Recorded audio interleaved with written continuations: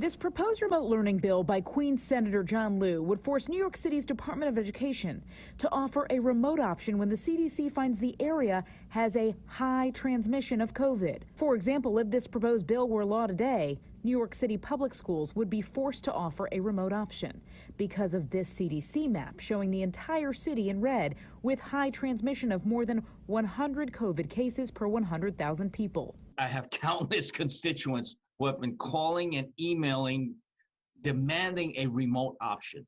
Now, look, we all understand that in-person schooling is preferable. And every parent wants to send their kids to school, but not if they don't feel that their kids are going to be safe and healthy in those school buildings. Only medically fragile students with conditions on this list are allowed remote instruction. After 18 months of disrupted learning, the mayor insists all students must return to the classroom. Senator Liu says City Hall is out of touch with parents on this issue. This is a legislative remedy for the long term so that we don't face this kind of situation again. But the mayor has control over the schools in New York City. He should provide that remote option now.